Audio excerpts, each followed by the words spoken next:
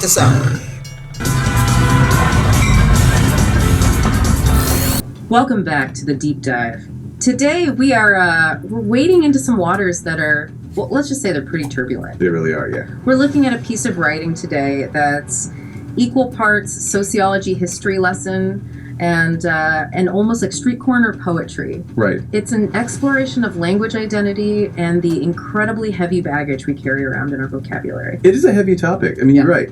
But what I love about this particular source is that it doesn't feel heavy in a depressing way. Yeah. It feels electric. Yeah, electric is a good word for it. The text we're unpacking is titled The Echo of the Word, From Scorn to Sovereignty. From Scorn to Sovereignty. That's a powerful title right out of the gate. Yeah. And the author goes by the Reverend, point blank. A fantastic name, by the way.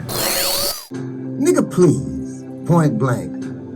The word nigga started as a word that was used to make the heart sting, a word with a shadow and a sharp edge sting. We say it at sunrise, we say it at noon, like a respective rhythm, but to me, it's a worn out tune. Nigga this, nigga that, till the word really runs thin, just a hum in the hallway like a scratch on your skin. Nigga please, nigga check yourself. It falls like rain, dulling the senses and masking the true pain. And then comes break yourself, nigga. And have you lost your mind? Until the offense sounds so much, we leave it way behind. It becomes woven so thick in the air of the room that it don't even notice the weight of its doom. And then come the moment he says, nigga, can I borrow a fry? A nigga talk to a nigga until lunch goes by. And the shock of the word is not what hits the ear. It's the logic of borrowing that feels really queer. How you gonna borrow a fry? That's a thought. Instead of borrowing the reason of the history that you should have been taught. To change isn't loud, but it's definitely a choice. It's a subtle writing of your inner voice. I didn't talk this way before he walked in, but the echoes of nigga, that's where it begins. A word used so often it's stripped from its bite, while it quietly alters the mind of your light. Just so you know, in the shadow long ago, that word was born, carved from hate and made from scorn, not from Africa, but from a tongue of old, a mark of power, a knife that stings and it feels cold. We are kings from the ancient lands, from the pharaoh's crowns and golden sands. Mansa Musa, whose wealth did truly gleam, Hatshepsut who ruled with a dream. We rise like the Nile, vast and strong. Shaka Zulu's spirit was bold and long. Our legacy lives, unflamed and undimmed. We are kings and queens from time unpenned. So with each step we take, we claim our right. From fields of old to futures bright. We know who we are. Our crowns are true. The kings and queens of Africa are forever new. Oh, you didn't know? We just chilling in the midst of this show. When it's time to go, then you know. Point blank, enjoy your time and master the nine. Peace and love. The witicizer of comedy. Yeah. And honestly, reading through this, you can totally see that comedy background shining through. He's not lecturing from a podium. He's talking to you like he's sitting right next to you on a stoop. Exactly. And that context is crucial for us to grasp. Yep. He explicitly mentions his background in the shy Chicago. Right. He credits that city with teaching him the street hustle and grind. He says that hustle took him around the world and back, but now he's using that energy to preach a gospel of truth. I love that he grounds himself there. He's basically telling the reader, look, I'm not some academic in a tweed jacket. I learned this on the pavement. Yeah. But before he even gets into the gospel of truth, he does something very sweet. He dedicates the work to his parents, Lorene and Andrew. He thanks them for planting the seed of life's laws. The seed of life's laws. For anyone listening right now, I want you to hold on to that image of the seed, because that metaphor is going to grow, pun intended, into a massive tree by the time we finish this deep dive. It definitely is. Yeah. But we have to start with the core conflict here. The Reverend point blank is tackling a very specific word, probably the most charged, controversial, and complicated word in the English language. He is analyzing the word nigger and its variant, nigga. Okay, let's unpack this carefully, because this is a conversation we hear a lot out in the world. You have the argument that, oh, we reclaimed it, it's a term of endearment now, it means friend, it means homie. And point blank acknowledges that, right? He does. He knows how it's used in the quote-unquote crew. He doesn't deny that usage at all. But, and this is where he challenges the listener, he argues that the reclaiming is entirely superficial. Right. He says that even if you say it with a smile, even if it feels different among friends, it retains its original slave meaning. That's a hard pill to swallow for a lot of people, I think. He literally writes, it feels different, but it's the same word. He's pointing out a dissonance. He says that when that word is spoken by someone outside the group, the at group, everyone immediately feels the history, the hate, the weight of it. Yeah, the temperature in the room drops. Exactly. His argument is that if the damage is still there when they say it, then the damage is still inherent in the word itself, regardless of who is speaking. It's like painting over a rusty car. I mean, it looks shiny on the outside, but the rust is still eating the metal underneath. Precisely. The echo remains. Yeah. Now, to make this analysis digestible, and I think to prove his point about how toxic the word actually is, he makes a fascinating stylistic choice in the text. He straight up refuses to use the slur during his breakdown. I have to admit, I laughed out loud when I saw what he swapped it with. He uses ninja. Ninja. Ninja, please. My ninja. It changes the whole vibe of the sentences. It does, but think about why he's doing that. It's not just a joke. By swapping in ninja, he strips away the immediate emotional recoil we have to the slur. Oh, that makes sense. It allows us to look at the mechanics of the sentence without getting triggered by the trauma of the word. It allows us to see the absolute absurdity of how the word is used grammatically. That's a really brilliant point. If I say my ninja, it sounds ridiculous. But it highlights how we use the original word as a casual placeholder for a person. Exactly. And that leads us to his first major diagnosis in the text. He talks about the desensitization of language. He points out the frequency of the words, saying it's used at sunrise, at noon, and keeps a repetitive rhythm. It's basically the soundtrack of the neighborhood. And that repetition causes what he calls meaning narcosis. Meaning narcosis. I had to stop reading for a second when I hit that phrase. It's poetic and medical at the same time. It really is. Narcosis is a state of stupor or drowsiness, usually produced by drugs. He is arguing that the repetition of the word acts exactly like a drug. It numbs you. He says the meaning wears really thin, becoming just a hum in the hallway or a scratch on the skin. A hum in the hallway. That's such a scary image to me. Because a hum in the hallway is something you ignore. You don't even hear it anymore after a while. It's just background radiation. And that is the danger.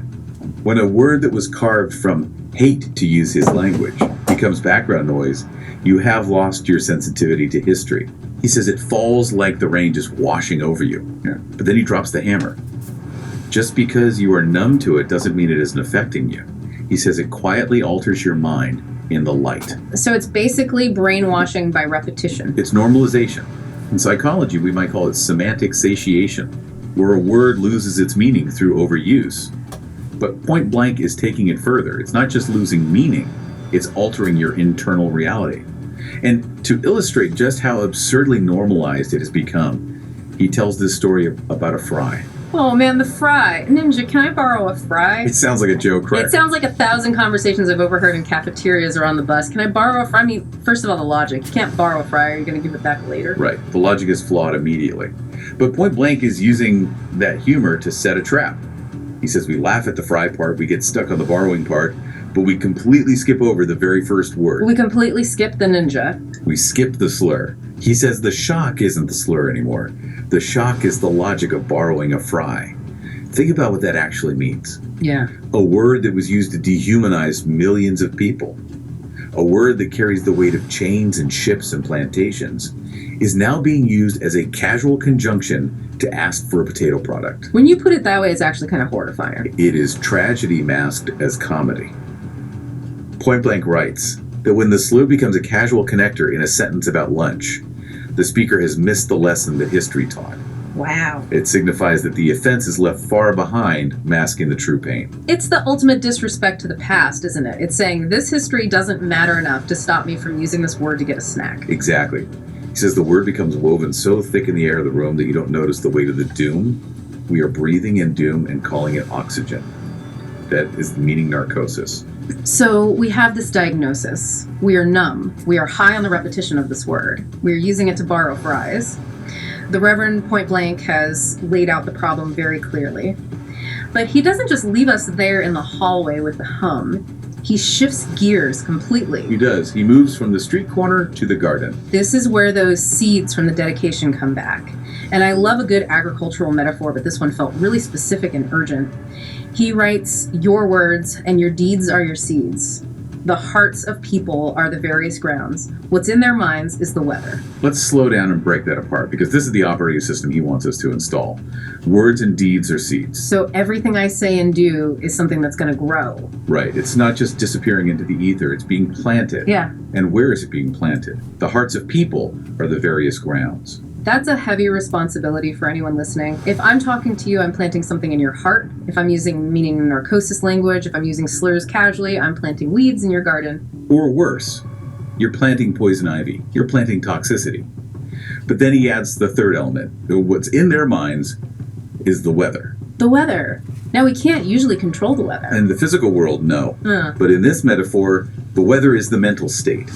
If your mind is stormy, if it's clouded with that hum in the hallway, if it's darkened by the echo of that word, what kind of growing conditions are those? Nothing good is going to grow in a hurricane. Exactly.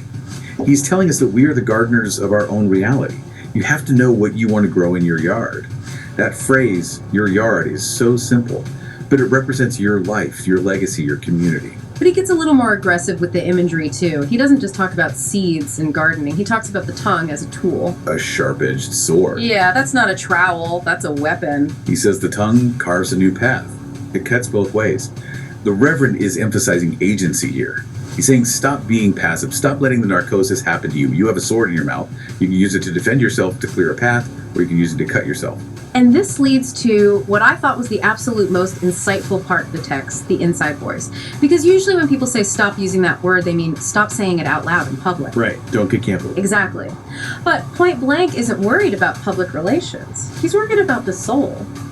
He writes to, change isn't loud, but it's defiantly a choice. It's the subtle rewriting of your inside voice. Subtle rewriting. That is such a key concept.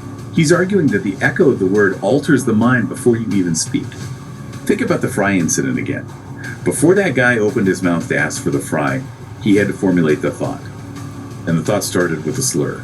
So the software running in his brain is corrupted from the start. Precisely. If your internal monologue, the way you narrate your own life, the way you address yourself in the mirror, is filled with that slur, you are reinforcing that identity internally.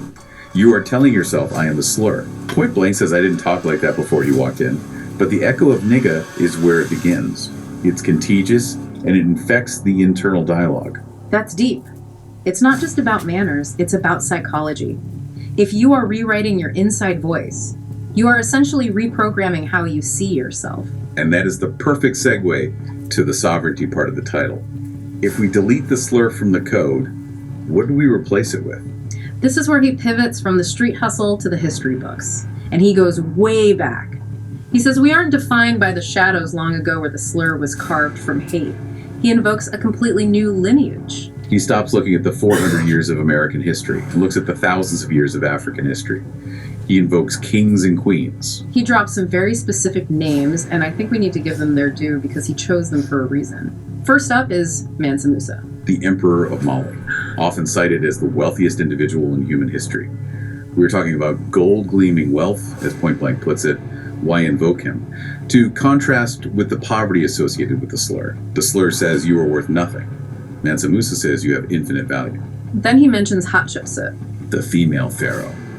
She ruled with a dream.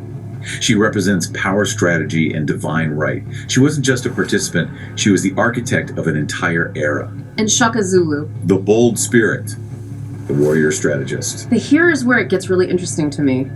He lists these powerful rulers, but then he broadens the scope. He says, you are the descendants of kings and queens, yes, but also astronomers, architects, and scientists. I'm so glad you caught that. That is crucial. Often when people try to counter the slur, they go straight to we were kings. But Point Blank adds scientists. He adds architects. It breaks the stereotype of just physical power. It adds intellectual power. Exactly. The slur is not a word you associate with astronomy. It's not a word you associate with building cathedrals or calculating the movements of the stars. By claiming those titles, astronomer, architect, he is shattering the ceiling that the slur places on the mind. He's arguing that the listeners are kings and queens from Time Unpinned. Time Unpinned. I love that. It means you aren't stuck in 1860. You aren't stuck in 1960. You are timeless. And if you accept that heritage, if you accept that you come from architects and astronomers, then asking, can I borrow a fry using a slur feels not just offensive, but beneath you. It feels small. It feels like you're wearing the wrong clothes. You're wearing rags when you have a robe sitting in the closet. Beautifully put. And this brings us to the actual call to action. Because the Reverend isn't just trying to make us feel good. He wants us to work. He says, I think we need to get past that and fix everything. Fix everything. That is incredibly ambitious. It is the ultimate ambition. Yeah.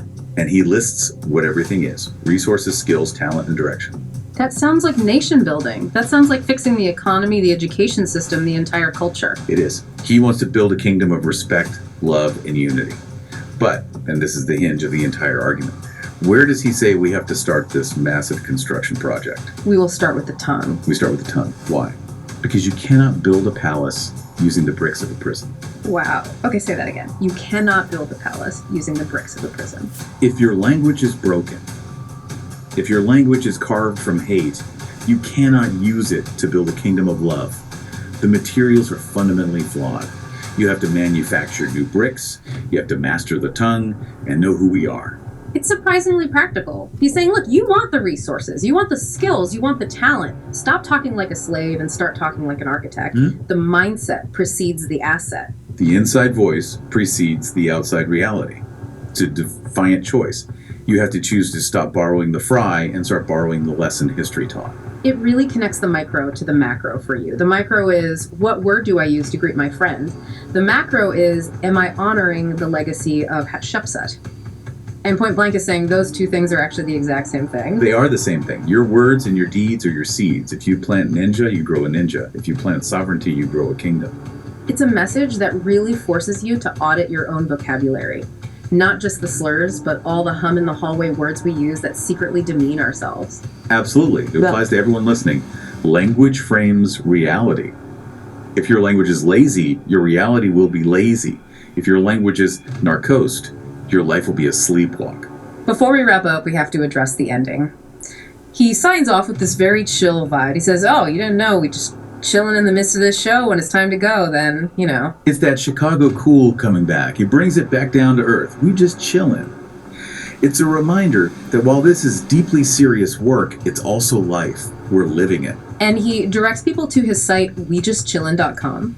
But then he leaves us with one final, slightly cryptic command. Enjoy your time and master the 9. Master the 9. Now, I read through the text 3 times. He doesn't give us a bulleted list of the 9. He doesn't explicitly say the 9 are these specific things. So I have to ask you, what is he talking about? What is the 9? It's the ultimate riddle of the piece. And since he is a poet and a preacher, I think we have to look at it symbolically. Yeah, give me your best theory. Well, there are a few possibilities.